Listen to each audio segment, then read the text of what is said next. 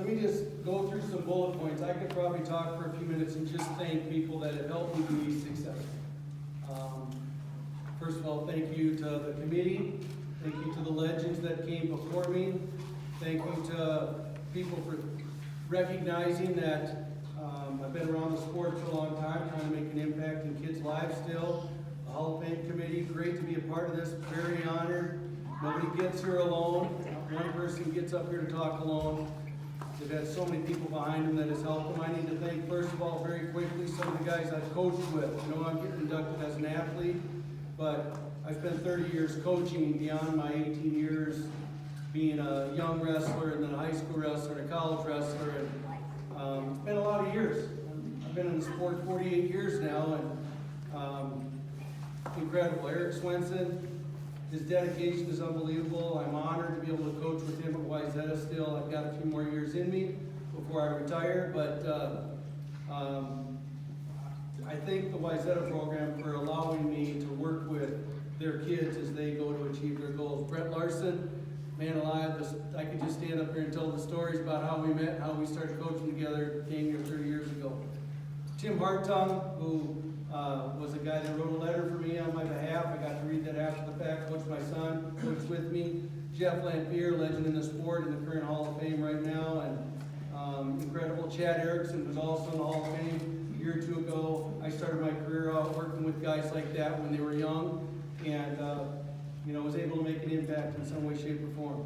I want to thank my brother for the kind words, talking about my dad, talking about our family, talking about the Osseo family, what we came through. My 8th grade year, before anybody could even, get brought up, they called it back then in the 80s. It never happened in the 80s, and you had to get, petitions and nominations from the principal, from the superintendent, even to try out in our district. And my dad was a coach. There's pressure that way, and we happen to be, successful at a young age, which made it easier on him to not say you're just the coach's son. That's why you're allowed to come up. The teams I was on, we had 5 section titles. The first time he had his 22-year run, and then I was lucky enough to win 5 section titles and place a bunch of times in state and have some opportunities that way. So I want to first thank the coaches that I had a chance to coach with. I want to thank Osseo for all the support that we had in those years that were successful for my dad, and the things that I learned from him that I could take away.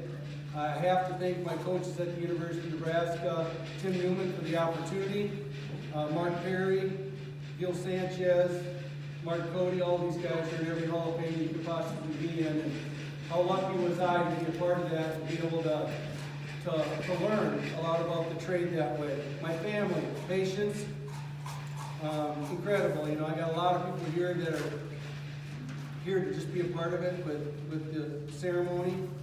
I want to thank, my daughter I made her do stats when she was a dancer just so I could keep track of her. And like any coach's daughter, five-time letter winner. My son, the story in itself, as a 7th grader, I needed a guy for our team to qualify to state. And, he's 11 or 12 years old, hadn't hit puberty yet. And I'm like, hey, I need to wrestle up a weight, and I need you to pin a couple of these guys so we can get to the state tournament. He's like, yeah, let's do it. And that was the year Dad died. And a lot happened, and some great things came out of that at the beginning. He was a 6-time state entrant, and All-American and All-State and all that. So my family has always been a part of this. My sister went on to be a national champ. My brother, a bunch of state titles, could very easily be up here introducing him right now as an athlete. And with the injuries he had in college, wasn't allowed to continue his career, so he supported me as I finished mine there. My wife, who gives me an opportunity all the time, she knows it's a passion. She knows how much I'm into it, and allows me to have the time that I need in order to help be a great assistant for Coach Swenson. So I just wanted to mention a couple things. I know I'm first here, and I don't even know how much time I have left, but I want to make sure I just thank the people that have made a huge difference in my life. I'm going to give you just a couple bullet points and I'll be done.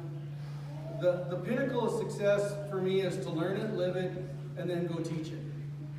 I've had great mentors and coaches, great teammates to learn from, and I have not been perfect. I see some of the referees that are inducted, and I can remember my younger years, I couldn't shut my mouth.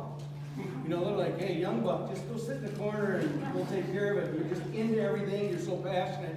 You can't step back. As you get a little older, you know, you need to mellow out, let the kids go do what they need to do, and just be supportive and coach the kids to win. So here's a couple bullet points that I've stolen from people that have made a difference in my life, and I try and impact it to the kids that I'm currently coaching. I'll tell you a quick story.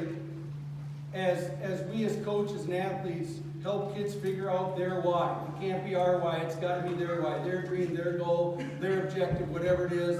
I'll tell a quick story about my son. I told you when we brought him up in 7th grade, he makes it to the section finals, wrestling up a weight, and gets killed by a guy. I mean, just destroyed, trying to hold in the finals, 16-1, and comes off, tears in his eyes. He's only a 7th grader, and I'm like, hey, how you doing? He goes, and he's trying to hold the tears in because he's the coach's son. He's in the section finals as a 7th grader, and I'm like, well, big boy, you got a true second match coming up. And he's like, what?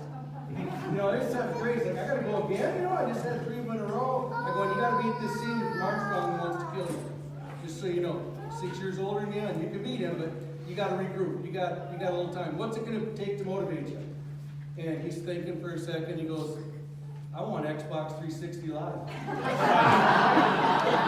I'm thinking a car, a wife, a steak dinner. He goes, I want Xbox Live 360, whatever the hell that was, right? And I'm like, all right. And I'm telling you, for the next 45 minutes, he's like, I'm going to get Xbox Live tonight.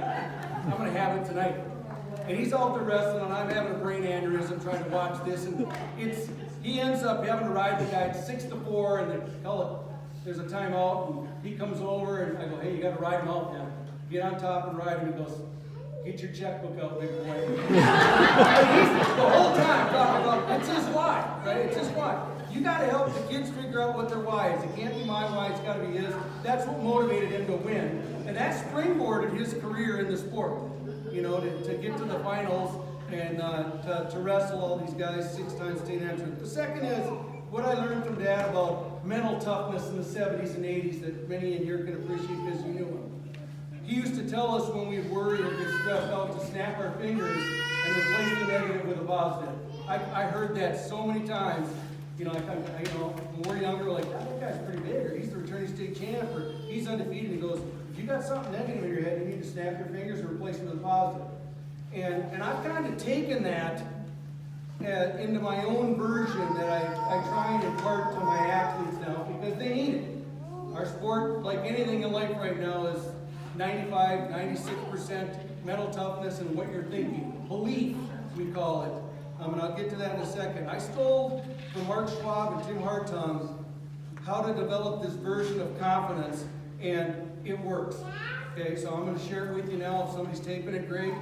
This is stuff that I stole from other guys that are either in some Hall of Fame or they'll be in one, and they're unbelievable coaches and athletes. And it is, how would you compete if you knew the answers to the test? And kids sometimes are like, well, I go, well, look, you're going into a test tomorrow. If you already knew the answers to the test, how relaxed would you be? You already know that just go take the test, you're going to get 100%. There is no negative, there is no doubt. It's just a matter of, you're like, give me the test. I can take it. And I try and impart that into some of the athletes I get to work with. And it apparently works, you know, not all the time, but most of the time. And it's, how would you feel if you knew the answer to this test? You would be 100% confident. You wouldn't carry worry with you. Just go compete, have fun, and let the cards fall where they may. So this year, I've got Darren Honey here. I've got Dave Swinson here. Had a chance to coach both their kids, both in the state finals this year. Darren's son had to beat a guy that's beaten him 4 times throughout the season in the semifinals of the state tournament. And it comes down, and it's a hard-fought match. He beats him in overtime and pins him. He comes off, and you know, there's blood on his nose. He's just a warrior like all wrestlers and wrestling coaches are. Comes over, and I'm just like, great job. Wait, you did it when it counts. And he looks back as he's running over to squeeze his dad's lungs out, and his dad's doing backflips up in the stands, and he looks back and goes, I knew the answers to the test. And I'm like, God, they're listening. Okay, so then I'm out there in the finals, Coach Swenson's kid. I'm almost done here. Sorry, I'm getting a little long-winded, but I'm getting fired up already. Thank God for that. Anyway, he's coaching his son, who had some tight battles with a guy in the finals, and they had beaten each other before, and you know, it is what it is. And he just dominated out there, looked great. I was so happy for Coach Swenson being the head coach and his son, and I've been there before, and they get done and they're high-fiving and, you know, just excited about winning another state title, or a state title. And as he's running back later on, he goes, I knew the answer to the test too. And I'm going, okay, that's where we can get to the point where we believe what we're going to do. The last thing I'll mention, and I know I need to get out of here, but I want to thank all of the people that drove to come here tonight.